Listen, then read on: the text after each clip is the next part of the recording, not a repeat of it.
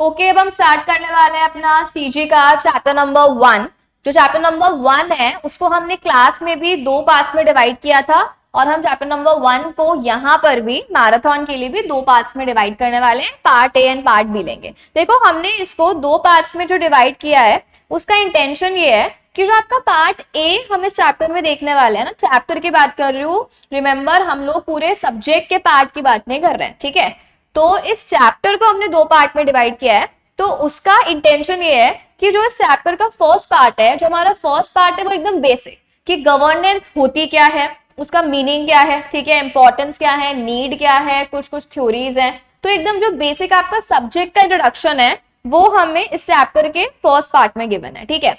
और जो आपका इंटरनेशनल, अब देखो ऑब्वियस सी बात है कि जो अपने आजकल कंपनीज होती हैं वो सिर्फ और सिर्फ इंडिया में ऑपरेट करे, ऐसे तो होता नहीं है, वो इंटरनेशनली भी ऑपरेट करती हैं, फाइन।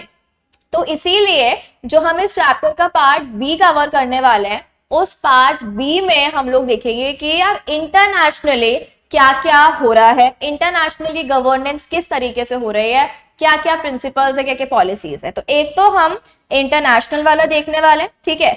और इसके अलावा जो हम देखेंगे वो देखेंगे कि अपने इंडिया में हिस्ट्री में, यानी इंडियन इथोस हिस्ट्री में क्या गवर्नेंस थी और थी तो कैसे थी, ठीक है। तो इस पार्ट के हम 2 पार्ट्स में पढ़ने वाले हैं। बुक में आपको एक साथ ही गिवन है, ठीक है, हम भी एक साथ देखेंगे, बट ठीक है, अगर आप अपना माइंडसेट रखते हो तो आपको याद रखना कि एक पोर्शन इस चैप्टर का जो पूरा इंट्रोडक्शन है, और एक जो पोर्शन है वो इस चैप्टर का वो किस में डिवाइडेड है, इंटरनेशनल वाले में, और जो हमारा इंडियन इथोस है उसमें कैसी गवर्नेंस थी उसके बारे में, ठीक है।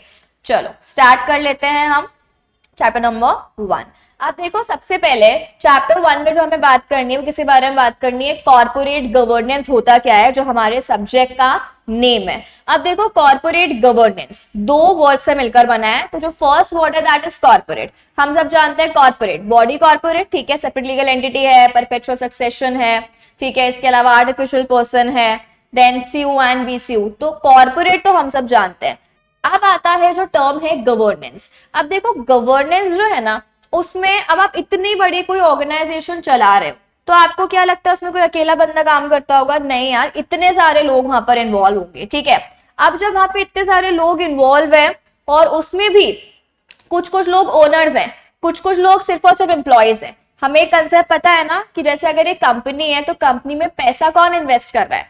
पैसा तो इन्वेस्टर्स लगा रहे हैं, शेयर होल्डर्स लगा रहे हैं, लेकिन क्योंकि वो इतने ज्यादा स्कैटर्ड होते हैं, इतने सारे होते हैं कि उनके लिए प्रैक्टिकल पॉसिबल नहीं है ना प्रैक्टिकली कि वो आए डेली का daily day to day management में इन्वॉल्व हो सके। तो इन सारे रीजंस की वजह से हमें उनको अपॉइंट करना पड़ता है, ऐसे लोगों को जो कि डे टू डे मैनेजमेंट में इन्वॉल्व हो सके, जिन्हें हम कहते हैं बोर्ड ऑफ डायरेक्टर, ठीक है। तो वो अपना कंसेप्ट है बहुत ही फेमस कंपनीज एक्ट का, ओनरशिप एंड मैनेजमेंट का सेपरेशन। तो शेयर होल्डर्स आर ओनर्स और कंपनी को मैनेज जो कर रहा है डे टू डे वो कौन है? Board of directors. अब बोर्ड ऑफ डायरेक्टर्स भी जो है वो खुद भी अपने अंडर टॉप मैनेजमेंट होगा, ठीक है, देन लोअर लेवल मैनेजमेंट होगा, इसके अलावा स्टाफ और एम्प्लॉयज होंगे, इतने सारे लोग हैं, ठीक है। और अब पैसा तो किसी और का लगा हुआ है, तो अब जो इन्वेस्टर्स हैं वो आप पे इतना ट्रस्ट कर रहे हैं, तो आपको भी उस पैसे को यूज करना है कुछ कुछ ऑब्जेक्टिव्स को अचीव करने के लिए। अब देखो, एक कंपनी जो बन रही है तो उस कंपनी को बनने के लिए ऑब्जेक्टिव्स क्या क्या हो सकते हैं, सोचो। कंपनी का सबसे मोस्ट इंपॉर्टेंट ऑब्जेक्टिव जिसके लिए वो बन रही है, प्रॉफिट।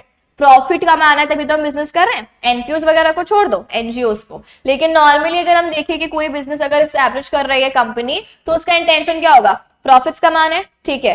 तो मोस्ट इंपॉर्टेंट तो है प्रॉफिट। देन हम क्या कहेंगे? शेयर होल्डर्स की वेल्थ मैक्सिमाइजेशन। शेयर होल्डर्स क्या चाहते हैं? जो उन्होंने कंपनी में पैसा इन्वेस्ट कर रखा है वो सारा पैसा उतना ही रहे या कम हो जाए या बढ़ जाए।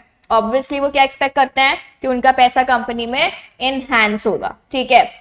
तो एक ये ऑब्जेक्टिव हो गया, इनहैंसमेंट ऑफ शेयर होल्डर्स वेल्थ। अच्छा, अब कंपनी में सिर्फ शेयर होल्डर्स नहीं होते हैं, बहुत सारे स्टेक होल्डर्स भी होते हैं। अब स्टेक होल्डर्स क्या है? एक वाइडर कंसेप्ट है। स्टेक होल्डर्स में वो सारे के सारे लोग आ जाएंगे जो कि एक कंपनी से कनेक्टेड हैं, ठीक है। जैसे क्रेडिटर्स आ जाएंगे, एम्प्लॉयज आ जाएंगे, सप्लायर्स आ जाएंगे, बैंक्स आ जाएंगे, एफआईज आ जाएंगे, गवर्नमेंट आ जाएगी, सोसाइटी आ जाएगी इसमें, ठीक है। तो ये जितने भी सारे लोग जो एक कंपनी के लिए इंपॉर्टेंट है, ऐसा तो नहीं है ना कि सिर्फ शेयर होल्डर्स है, पैसा दे दिया काम हो गया खत्म। कस्टमर्स है, नहीं है, प्रोडक्ट्स बेचोगे किसको? एम्प्लॉयज ही नहीं है तुम्हारे लिए काम कौन करेगा? तो स्टेक होल्डर्स भी इक्वली इंपॉर्टेंट है। तो हम कह सकते हैं शेयर होल्डर्स के अलावा भी जितने भी स्टेक होल्डर्स हैं उनका भी हमें क्या करना है, इंटरेस्ट मैक्सिमाइज करना है। इसके अलावा आपको इंटेग्रिटी मेंटेन करनी है, ऑनेस्टी, एथिक्स, एथिकली काम करना है, कुछ भी इलीगल या अनएथिकल काम नहीं करना है। एक ही ऑब्जेक्टिव हो गया, ठीक है। इसके अलावा आप देखो, हमें पता है कि जो शेयर होल्डर्स है वो 24/7 कंपनी में नहीं रह सकते और ना ही सारे स्टेक होल्डर्स, तो उनको लेकिन स्टिल इंफॉर्मेशन तो चाहिए ना, कंपनी क्या काम कर रही है, कब काम कर रही है, कैसे काम कर रही है।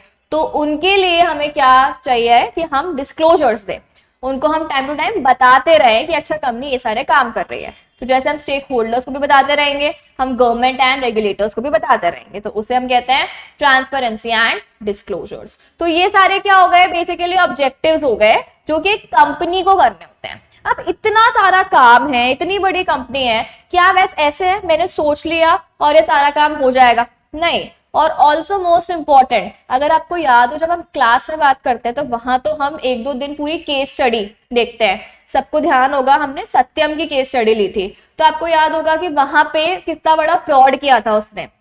तो अब जब वो फ्रॉड कर रहा है तो ये बहुत ही ईजी है ना कि अगर किसी और का पैसा लगा हुआ है ना, और उसको मैनेज कोई और कर रहा है, दैट इज पैसा किसका है, शेयर होल्डर्स का, और मैनेजमेंट कौन कर रहा है, डायरेक्टर्स कर रहे हैं। तो किसी और का पैसा है और आपके पास अगर अपॉर्चुनिटी आ जाए तो क्या आप फ्रॉड करोगे या नहीं करोगे? आपके पास में बहुत ही इजीली चांसेस हो सकते हैं फ्रॉड करने के, ठीक है। तो इसीलिए ये सब चीजें ना हो, ऑब्जेक्टिव्स अचीव हो जाए, एरर्स और फ्रॉड्स कम हो जाए, तो हमें क्या करना होता है, proper system, procedures and policies establish करनी होती है।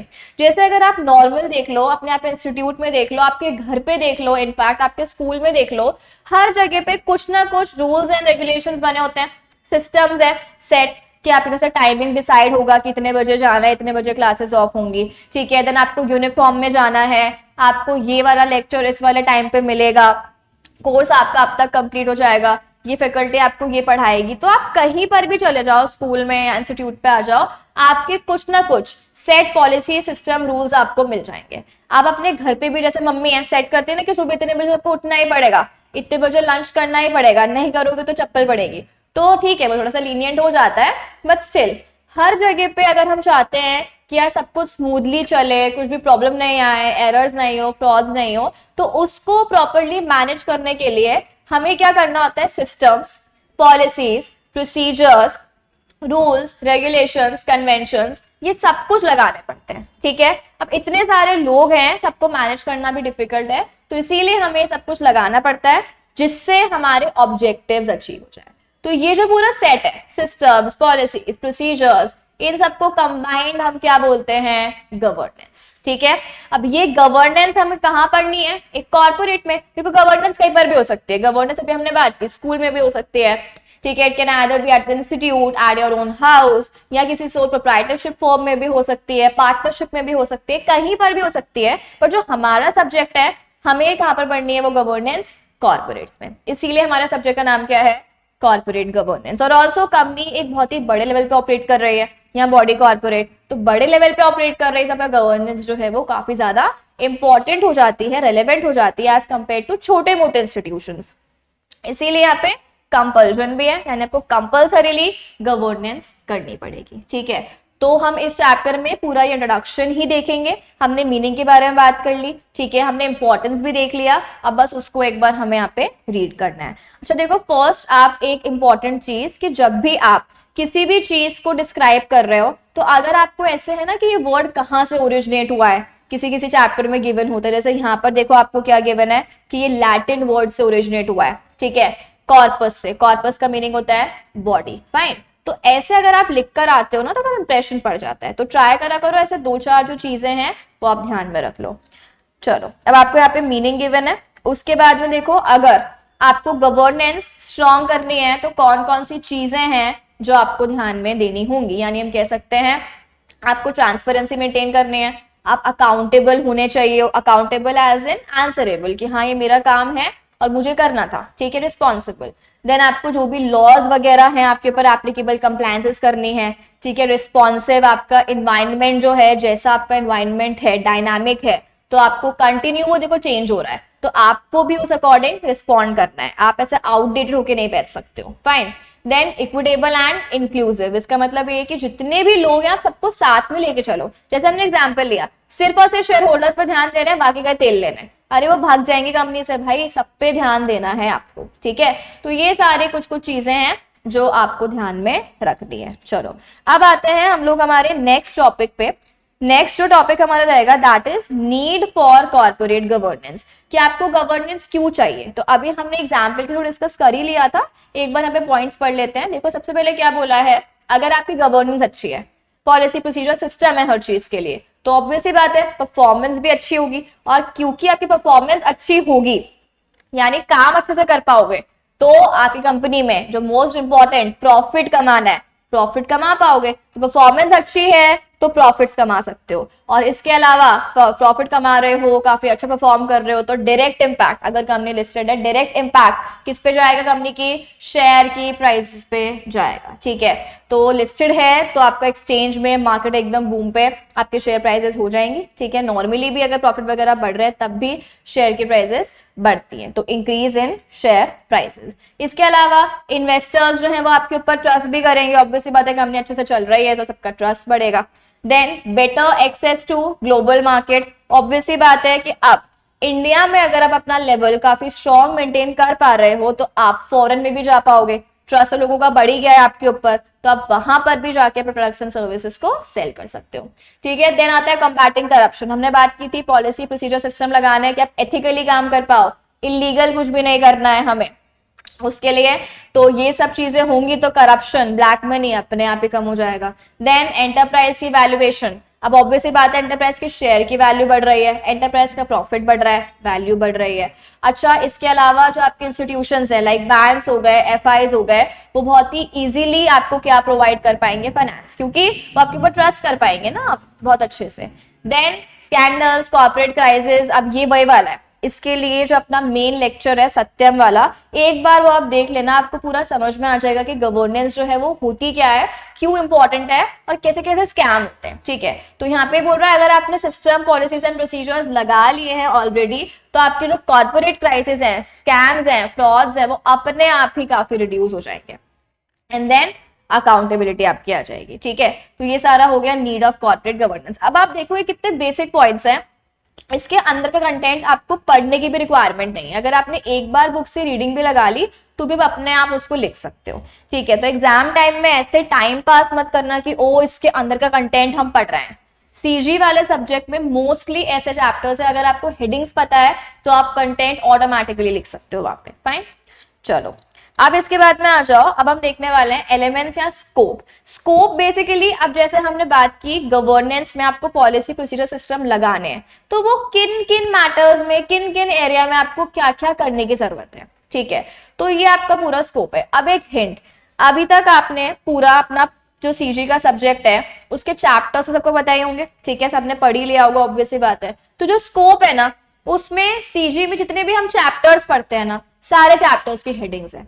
तो हम सीजी में पढ़ ही क्या रहे हैं, क्या क्या काम करना है गवर्नेंस में, तो वही तो स्कोप हो गया।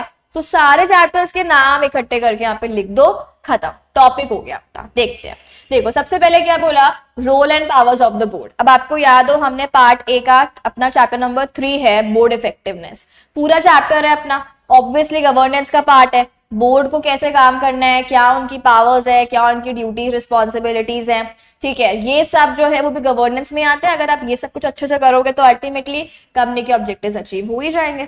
तो फर्स्ट हमारा क्या हो गया, role and powers of the board. Then आता है लेजिस्लेशन। अब ऑब्वियसली बात है एक कंपनी है तो उसके ऊपर बहुत सारे लॉज, रूल्स एंड रेगुलेशन लग रहे होंगे, ठीक है। उन सारे लॉज को आप आइडेंटिफाई करो, देन जो भी आपके ऊपर एप्लीकेबल हो रहे हैं चेक करो, अमेंडमेंट्स वगैरह चेक करो, इंटरप्रिटेशन प्रॉपर निकालो, वो सब कुछ। तो ये जो आपका चैप्टर नंबर 10 है कंप्लायंसेस, वो वाला है, ठीक है। देन हम लोग आ जाते हैं मैनेजमेंट एनवायरनमेंट। अब ये तो आप बीएसटी में पढ़ते ही आए हो, planning, then organising, staffing, transparency, performance evaluation, basic management वाले सारे के सारे आपको काम करने हैं सॉरी। देन हम लोग आते हैं बोर्ड स्किल्स पे, ये भी अगेन चैप्टर नंबर 3 का ही पोर्शन है। अब यहाँ पे आपने पढ़ा होगा कि हम बोर्ड ऑफ डायरेक्टर्स में से किसी रैंडम पर्सन को थोड़ी देंगे, हम क्या चाहते हैं कि जो कंपनी है वो सेफ हैंड्स में हो, तो ऐसे पर्सन को अपॉइंट करो बोर्ड में जिनके पास में स्किल्स हैं, फाइनेंशियल, अकाउंटिंग, लीगल, या इसके अलावा जो भी अगर आपको एक्स्ट्रा कुछ नॉलेज की जरूरत है, लाइक अगर टेक्नोलॉजी फील्ड के हो तो आईटी का नॉलेज आपको चाहिए, तो आप प्रॉपर क्या करो, स्किल्स वगैरह देखो और ऑप्टिमम कॉम्बिनेशन होना चाहिए एक्सपीरियंस और स्किल्स का। देन अपॉइंटमेंट वगैरह करोगे, ये हमने पूरा पढ़ ही लिया था। ओरिएंटेशन होता है, देन उनको ट्रेनिंग दी जाती है, देन डेवलपमेंट होता है। अगेन चैप्टर नंबर 3 में हम ये पढ़ चुके हैं, तो अगर आपको वो चैप्टर आता है तो आपको ये तो देखने की जरूरत भी नहीं है। देन आ जाओ इंडक्शन एंड ट्रेनिंग, वही जो मैंने बताया। देन इंडिपेंडेंस, हमने पूरा टॉपिक पढ़ा है इंडिपेंडेंट डायरेक्टर्स का, तो उसमें आपको पूरा गिवन है कंपनीज एक्ट का भी एज वेल एज एलओडीआर का भी। देन आते हैं बोर्ड मीटिंग्स, बोर्ड मीटिंग्स का हमारा पूरा चैप्टर है जो कि आपका चैप्टर नंबर 4 है, वहां पे आपको SS1 एंड SS2 दोनों गिवन है, तो वो सब कुछ है। देन कोड ऑफ कंडक्ट आपको मेंटेन करना है, अब ये हम चैप्टर नंबर 15 जो है अपना पार्ट डी में, code of ethics, code of conduct, वहां देखते हैं, ठीक है। इसके बाद में स्ट्रैटेजी सेटिंग तो बेसिक है कि आपको हर एक चीज के बारे में स्ट्रैटेजीज बनानी है, इंप्लीमेंट करनी है, मॉनिटरिंग करना है। देन आता है अपना business and community obligation, CSR and sustainability, कितनी बार पढ़ लिया हमने, ठीक है। चैप्टर नंबर 14 में भी आया था रिपोर्टिंग में, और इसके अलावा 16 में भी आता है, तो 14 एंड 16। तो आप ये देख लो, ये टॉपिक आपको पढ़ना ही नहीं है, ये हम ऑलरेडी, अगर आपको पूरी बुक पता है जो कि आपने पढ़ा ही होगा चैप्टर्स, तो आप उसमें से लिख सकते हो, ठीक है। देन रिपोर्टिंग 14 चैप्टर है हमारा। देन बोर्ड की परफॉर्मेंस इवैल्यूएशन, अगेन ये चैप्टर नंबर 3 में हम लोग देखते हैं performance evaluation. Audit committee, committee वाला चैप्टर है चैप्टर नंबर 5, तो वहां पे वेरियस टाइप्स ऑफ कमिटी हैं। रिस्क मैनेजमेंट पूरा 20 मार्क्स का चैप्टर।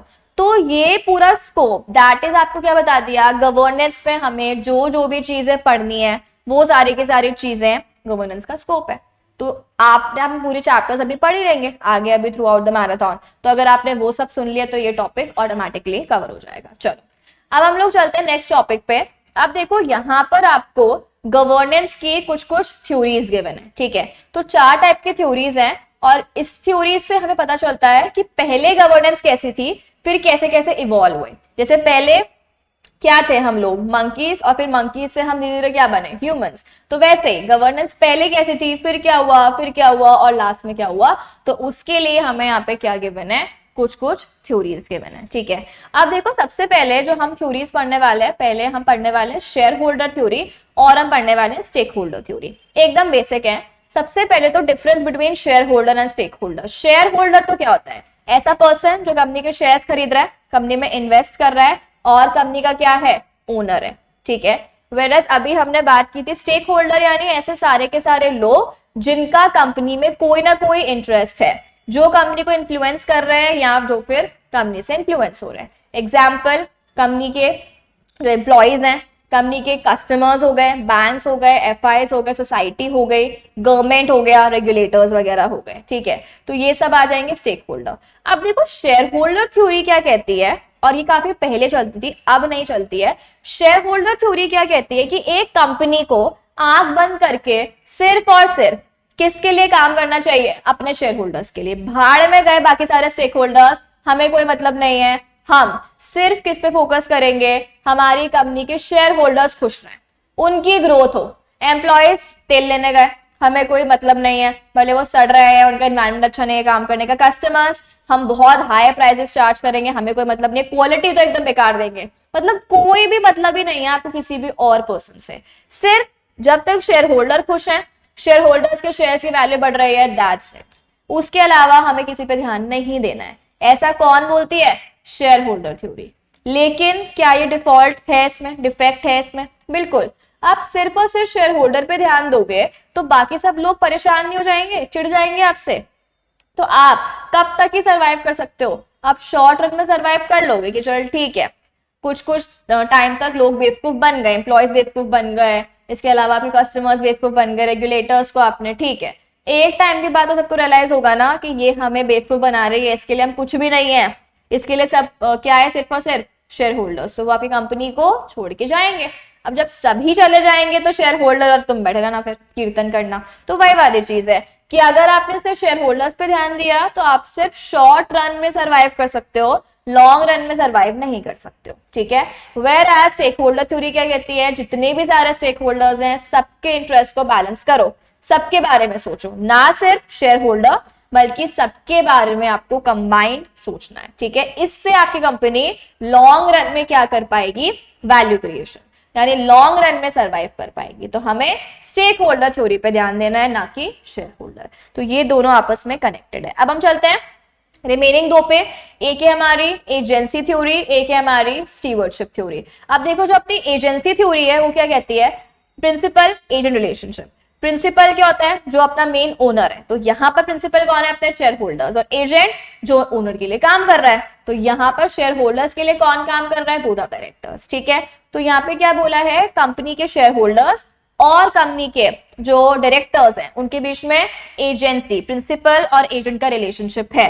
एजेंट प्रिंसिपल के लिए काम करेंगे, ठीक है, उनको प्रॉफिट कमा के देंगे, बदले में उनसे सैलरी लेंगे, दैट्स इट। एजेंसी थ्योरी में आपको अपने आप को एजेंट मानना है, यानी बीओडी को अपने आप को एजेंट मानना है, दैट्स इट, ठीक है। अब देखो यहाँ पे अगर हम किसी के लिए काम कर रहे हैं तो आपका इंटेंशन क्या होगा, यार काम करना है, ठीक है, यानी आप अपने आप को सिर्फ क्या मान रहे हो, एम्प्लॉय मान रहे हो कि मुझे शेयर होल्डर्स के लिए काम करना है, मैं यहाँ पे एम्प्लॉय हूं, मेरा कुछ नहीं जा रहा है, ठीक है, मुझे सुबह आना है, अटेंडेंस लगानी है, काम करना है, घर जाना है। दैट मीन्स अगर आपका मन है नहीं है, आपका मोटिवेशन है नहीं है, आपको कोई फर्क नहीं पड़ रहा, या ठीक है लॉस होगा तो हो जाएगा, मैं क्या करूं, मेरा थोड़ी लॉस हो रहा है, लॉस किसका हो रहा है, ओनर का। तो अगर आप सिर्फ एक ऑब्लिगेशन समझ के काम कर रहे हो, याद रखना एजेंसी थ्योरी में ऑब्लिगेशन समझ के काम करो कि ठीक है यार मैं एजेंट हूं, मुझे करना ही पड़ेगा, मुझे बदले में रेम्युनरेशन मिल रहा है, दैट्स इट।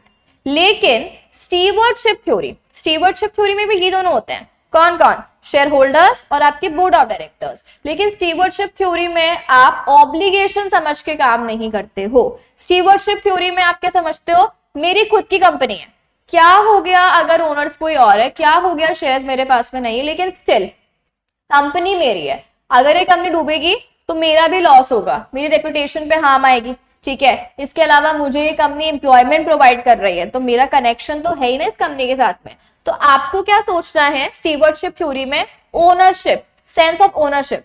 ओनरशिप का मतलब ये नहीं कि आपने शेयर्स खरीदने हैं आप ओनर्स बन गए, नहीं, बिलोंगिंगनेस, कि यार ये मेरी कंपनी है, काम यहाँ पे मैं कर रही हूँ ना, तो ये मेरी ही कंपनी है, अगर इसको कुछ भी होता है तो मुझे प्रॉब्लम होगी, मुझे दुख होगा। तो अगर आप इस तरीके से समझ के काम करते हो तो आप अपना 100% एफर्ट दोगे केयर टेकर्स के तौर पे। स्टीवर्ड मतलब होता है केयर टेकर्स, और खुद का मान के केयर करनी है, sense of ownership and sense of belonging, obligation नहीं माननी। अगर आप ऑब्लिगेशन मान के करते हो तो वो कौन सी थ्योरी है, एजेंसी थ्योरी। अगर आप खुद का मान के कर रहे हो तो वो कौन सी थ्योरी है, स्टीवर्डशिप थ्योरी। तो ये आपको दोनों थ्योरीज यहाँ पे ध्यान रखनी है। तो अभी stakeholder and stewardship theory relevant है अगर आपको लॉन्ग रन में सर्वाइव करना है। एजेंसी और शेयर होल्डर थ्योरी से आप सिर्फ शॉर्ट रन में सर्वाइव कर सकते हो, ठीक है। तो ये दोनों बातें आप ध्यान में रखना। चलो अब इसके बाद में आते हैं हम लोग नेक्स्ट टॉपिक पे। जो हमारा नेक्स्ट टॉपिक है that is concept of management versus ownership. अब देखो यहाँ पे क्या है जो अभी हमने डिस्कस किया था, अगर हम बात करें कंपनी की तो कंपनी में मैनेजर्स अलग होते हैं और कंपनी में जो ओनर्स है वो अलग है। ओनर कौन है, जो पैसा लगा रहा है, दैट इज शेयर होल्डर, और मैनेजमेंट कौन है, बोर्ड ऑफ डायरेक्टर्स। तो इन दोनों के बीच में क्या है, सेपरेशन है, और इसीलिए प्रॉब्लम्स आती हैं और इसीलिए गवर्नेंस की इंपॉर्टेंस काफी बढ़ जाती है। सिंपल सा कंसेप्ट है। चलो एक और हम चलते हैं, concept of majority rule versus minority interest. देखो एक कंपनी है, अब हमें पता है कंपनी में इतने सारे शेयर होल्डर्स है, इतने सारे ओनर्स हैं, अगर हमें किसी एक पर्सन का अप्रूवल चाहिए हो तो बहुत ईजी है, लेकिन हमें इतने सारे लोगों का अप्रूवल चाहिए। तो आप ही बताओ क्या इतने सारे लोग किसी एक पर्टिकुलर पॉइंट पर अग्री करेंगे, जो हम कंपनी में रेजोल्यूशन पास करते हैं, ठीक है, तो इतने सारे लोग अग्री करते हैं क्या? अगर मान लो एक कंपनी में 100 ओनर्स हैं तो क्या 100 के 100 एक बात पे अग्री कर जाए? सब पॉसिबल है? नहीं हो पाता ना। इसीलिए तो हम कंसेप्ट निकालते हैं कि आप क्या पास करो, रेजोल्यूशन, कि अगर मेजोरिटी लोग भी हाँ बोल देते हैं तो फिर रेजोल्यूशन पास हो जाएगा, ठीक है। अगर आप बोलो यूनानिमस कंसेंट है तो वो तो बहुत ही मतलब कहते हैं ना इम्पॉसिबल वाली चीज है कि सब लोग ही मान जाएंगे, होता भी है कभी कभी, लेकिन स्टिल प्रैक्टिकली पॉसिबल नहीं है। तो इसीलिए यहाँ पे क्या कंसेप्ट निकाला गया कंपनीज एक्ट में, मेजॉरिटी रूल। दैट मीन्स किसी पर्टिकुलर प्रपोजल पे अगर मेजॉरिटी, जैसे हम ओआर पास करते हैं ऑर्डिनरी रेजोल्यूशन, तो किसी एक पर्टिकुलर प्रपोजल पे अगर मेजॉरिटी लोग हाँ बोल देते हैं तो आप उस रेजोल्यूशन को अप्रूव्ड मान लोगे, फाइन, ठीक है। अब इसमें क्या है, जो माइनॉरिटी बच गए, 49% के लोग जो बच गए, अब बताओ नॉर्मली क्या रूल है, क्या हर बार तो 49% कोर्ट पे पहुंच जाएंगे, हमारी बात नहीं मानते, रो रहे हैं, बैठ के कर रहे हैं, वो कर रहे हैं? नहीं होगा ना ऐसा। पता है भाई कंसेप्ट है, मेजोरिटी कोई चीज बोल देगी तो माइनॉरिटी को मानना ही पड़ेगा। तो मेजोरिटी रूल में क्या है, मेजोरिटी ने जो भी बोल दिया माइनॉरिटी को मानना ही पड़ता है। हर बार माइनॉरिटी रो नहीं सकती है, माथा नहीं पीट सकती है, कोर्ट में नहीं जा सकती है जिद करके हमारी बात नहीं मानते, नहीं मानते, वो नहीं मानते, ठीक है। तो ये वाला रूल कहां एस्टैब्लिश हुआ था, फॉस वर्सेस हार्बॉटल, कि नॉर्मली अगर मेजोरिटी ने कोई भी डिसीजन लिया है तो कोर्ट उसमें इंटरफेयर कर सकता है क्या, बार बार नहीं कि क्यों लिया, माइनॉरिटी रो रहे हैं ऐसे वैसे, कोर्ट बार बार वहां पे इंटरफेयर नहीं कर सकता है, ठीक है। That is Foss versus Harbottle का रूल। लेकिन कुछ एक्सेप्शंस भी हैं इसके। अब देखो एक्सेप्शंस हमें यहाँ पर गिवन नहीं है, पर एक्सेप्शंस आपने आरसीडी जो सब्जेक्ट है वहां पर पढ़े होंगे। अब जैसे फॉर एग्जांपल मान लो जो मेजोरिटी लोग हैं वो फ्रॉड निकल गए, ठीक है, या मेजोरिटी को एसआर पास करना था, उन्होंने ओआर पास कर दिया, ठीक है, या एमओए के अगेंस्ट में लगे कुछ भी काम कर रहे हैं, तो ऐसे उल्टे काम करोगे या ऑपरेशन या मिसमैनेजमेंट कर रहे हैं, उल्टे काम करोगे तब तो कोर्ट में जाएगी ना बेचारी माइनॉरिटी। सही काम कर रहे हो तब कोर्ट पे नहीं जा सकती है, उल्टे काम करोगे तब कोर्ट में जा सकती है। तो वो आप वहां पढ़ते हो कि क्लास एक्शन सूट वगैरह वहां पे अलाउड है, ठीक है। यहां पर आपको बेसिक क्या बता रखा है फॉस वर्सेस हार्बॉटल में, कि नॉर्मली जो मेजोरिटी बोलेगी वो मानना पड़ेगा, कोर्ट हर बार इंटरफेयर नहीं कर सकती है, ठीक है।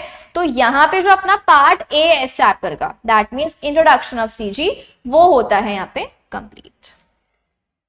चलो अब जो हमें स्टार्ट करना है वो चैप्टर नंबर 1 का जो सेकंड पोर्शन है वो स्टार्ट करना है। सेकंड पोर्शन में कुछ नहीं है बेसिकली, एक तो आपको क्या है जो इंटरनेशनल कंट्रीज हैं, इंटरनेशनल कंट्रीज के हमें कॉर्पोरेट गवर्नेंस के एक्ट्स और कोड्स के बारे में बता रखा है, और कुछ कुछ कमिटी के रिकमेंडेशन के बारे में बता रखा है गवर्नेंस के कंसर्न में, ठीक है। तो एक तो हमें ये चीज देखनी है। इसके अलावा आपको इंडियन इथोस के बारे में बता रखा है, जैसे अपना भगवत गीता हो गया, महाभारत हो गया, रामायण हो गया, अर्थशास्त्र हो गया। तो इन सब में गवर्नेंस किस किस तरीके से यूज आया था, क्या क्या कंसेप्ट, क्या क्या प्रिंसिपल्स वहां पर काम आए थे, हमें वो सब कुछ बता रखा है इंडियन इथोस में। तो अब देखो जो इसका फर्स्ट सेगमेंट की अगर हम लोग बात करें, that is what international countries. तो यहाँ पर क्या कर रखा है आपको, अलग अलग जो भी कंट्रीज है ना उनकी पूरी हिस्ट्री, यानी एकदम बिगिनिंग से। जैसे यहाँ पर देखो आपको यूएस के बारे में बता रखा है, तो देखो कौन से एक्ट से, 1977 वाले जो एक्ट बने हुए हैं तब से लेकर अभी तक क्या क्या हुआ,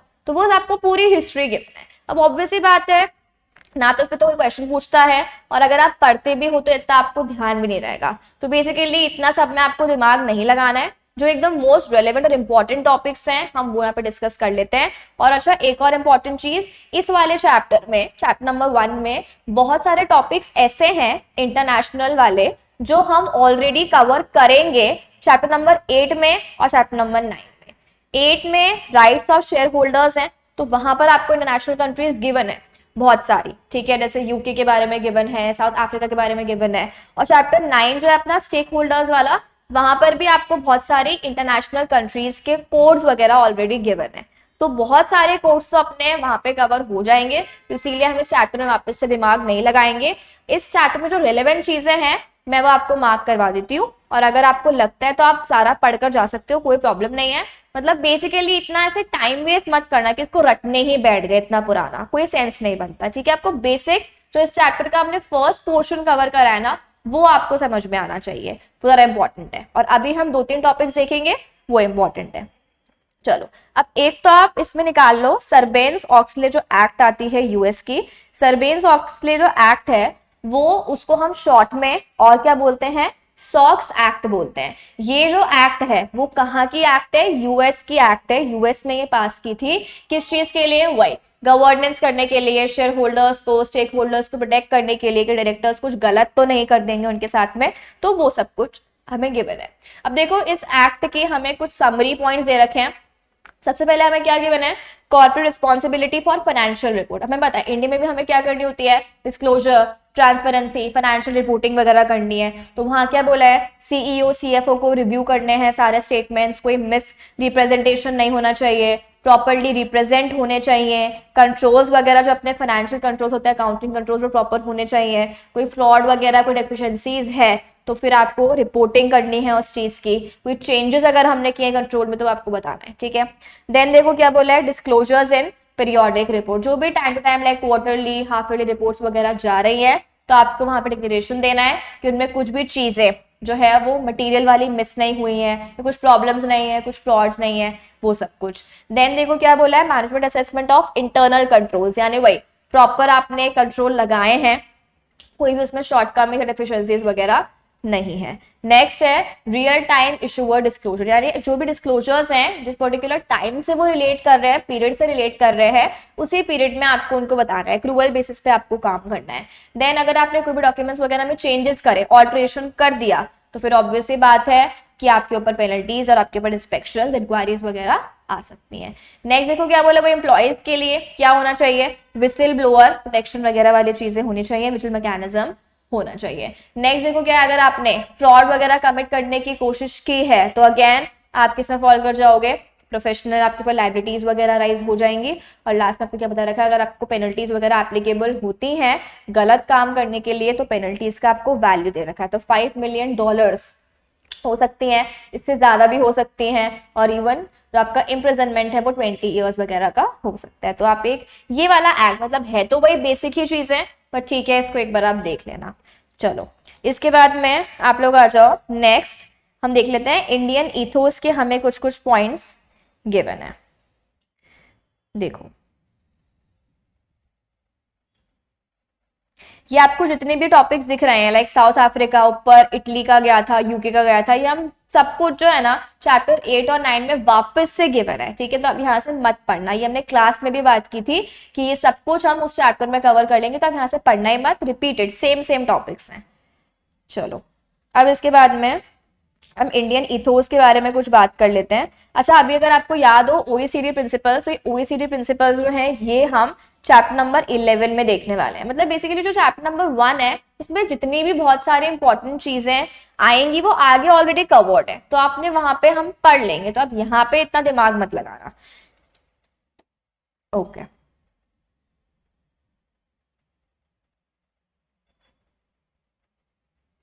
चलो अब आ जाओ यहाँ पे roots of corporate governance and Indian ethos. अब देखो ऑब्वियस ही बात है, जो गवर्नेंस है, गवर्नेंस कोई ऐसा कंसेप्ट नहीं है जो सिर्फ कंपनीज पे एप्लीकेबल है। गवर्नेंस में क्या है, हम क्या लगाते हैं, रूल्स रेगुलेशंस पॉलिसीज प्रिंसिपल्स। तो हमने एकदम बिगनिंग में बात भी की थी कि गवर्नेंस में हमें जो भी चीजें लगा रहे हैं, हम क्या चाहते हैं कि हमारा जो भी काम है वो इफेक्टिवली और एफिशिएंटली हो जाए, कोई प्रॉब्लम नहीं क्रिएट हो। तो गवर्नेंस वर्ड जो टर्म है वो कॉर्पोरेट्स में यूज कर लेते हैं, लेकिन गवर्नेंस, रूल्स रेगुलेशंस वगैरह, प्रिंसिपल्स, पॉलिसी तो हमेशा से चलती आ रही है। जो अपने इंडियन एथोस में महाभारत हो गया, रामायण वगैरह हो गया, इसमें ये सब चीजें जैसे रिस्क के बारे में बात करें, एथिक्स के बारे में बात करें, कंप्लायंस के बारे में बात करें, अब वहां पे ऑब्वियसली लॉ जो है वो वाले कौन से होंगे, जो नॉर्मल लोगों के ऊपर लॉ एप्लीकेबल होती है, और जो उनके प्रिंसिपल्स होते हैं, सिद्धांत होते हैं, उनके बारे में बात करेगा। तो ये बता रहा है कि ये जो गवर्नेंस है ना, इसका रूट इंडियन इथोस से है, यानी ये कंसेप्ट जो है ये बहुत ही पुराना चल रहा है,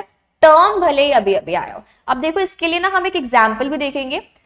एग्जाम्पल आपको दे रखा होगा अर्थशास्त्र के बारे में, एक टेबल ये रही, देखो अब जो कौटिल्य था चाणक्य, उसने अर्थशास्त्र के बारे में ये सारी 4 चीजें बताई हैं, जो कि एक किंग की 4 फोल्ड ड्यूटीज हैं। यानी उसने जो उस टाइम पे, देखो पुराने जमाने में तो किंग्स होते थे, तो उसने क्या कर रखा है, किंग की ड्यूटीज बताई है। अब देखो इसने किस तरीके से हम कंपेयर कर सकते हैं, यानी उस टाइम पे क्या होता था उसको यहाँ पे किस तरीके से हम लोग कंपेयर कर सकते हैं वो देखो।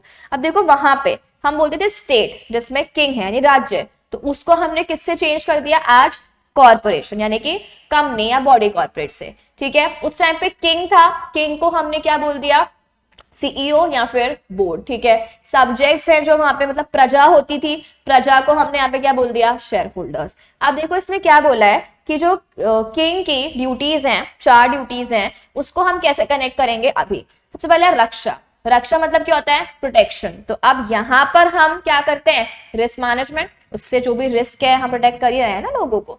सेकंड देखो क्या है, वृद्धि, वृद्धि का मतलब क्या होता है, ग्रोथ, ग्रोथ हमने कहा देखी, शेयर होल्डर और स्टेक होल्डर का वैल्यू मैक्सिमाइजेशन, ये तो करते हैं गवर्नेंस में। देन है पालना, पालना मतलब मेंटेन करना या कंप्लायंस करना, तो वही अपना compliance in letter as well as spirit. और लास्ट है योगक्षेम, इसका मतलब क्या है, बेसिकली आप सोसाइटी के लिए सोशल आपकी रिस्पॉन्सिबिलिटी क्या है, जो अभी के लिए क्या है अपनी कॉर्पोरेट सोशल रिस्पॉन्सिबिलिटी। तो देखो आप ये सारे कंसेप्ट उस टाइम पे भी थे, बस नाम अलग अलग है, अभी नाम अलग कर दिया। तो इस तरीके से हमें समझ सकते हैं कि ये कोई ऐसा नया नया कंसेप्ट नहीं आया है, ये बहुत ही इंडियन इथोस के टाइम से अपने गवर्नेंस का कंसेप्ट चलता हुआ आ रहा है। ठीक है, चलो ये आपको कुछ स्टेक होल्डर्स गिवन है, अगेन ये हम आगे देख ही लेंगे। अब आप एक बार आ जाओ इस पे, that is Uday Kotak committee. ये जो है बेसिकली ये कमेटी के ऊपर एक क्वेश्चन एक बार आ गया था। ये जो कमेटी है ये सेबी ने बनाई थी, ताकि ये कमेटी सेबी को क्या कर पाए, एडवाइस वगैरह दे पाए। और ये जून 2017 में बनी गई थी और इनके चेयरमैन कौन थे, मिस्टर उदय कोटक थे इनके चेयरमैन। तो सेबी ने क्या कहा था कि आप रिकमेंडेशंस दो गवर्नेंस के ऊपर, तो उन्होंने अलग अलग रिकमेंडेशंस दी थी। कुछ रिकमेंडेशन सेबी ने एज इट इज मान ली, कुछ उसने मॉडिफिकेशंस करे, चेंजेस करे और फिर उसको इनकॉर्पोरेट करा। तो देखो यहाँ पे आपको पॉइंट्स दे रखे हैं जो रिकमेंडेशंस हैं, बोर्ड के बारे में, इंडिपेंडेंट डायरेक्टर्स के बारे में, कंपनीज के बारे में, ग्रुप कमिटीज के बारे में। तो ये सब बेसिकली हम जो टॉपिक्स हैं वो ऑलरेडी एलओडीआर में अब कवर हो चुके हैं। ठीक है, तो उस टाइम पे उसने रिकमेंडेशंस वगैरह दी थी, तो जो कि सेबी ने मानी कुछ कुछ और कुछ कुछ नहीं मानी। तो हो सकता है क्वेश्चन आ जाए, एक बार इसको रीड कर लेना। ठीक है, चलो बस इस चैप्टर में और कुछ हमें दिमाग नहीं लगाना है, बस इतना ही देखना है। ओके।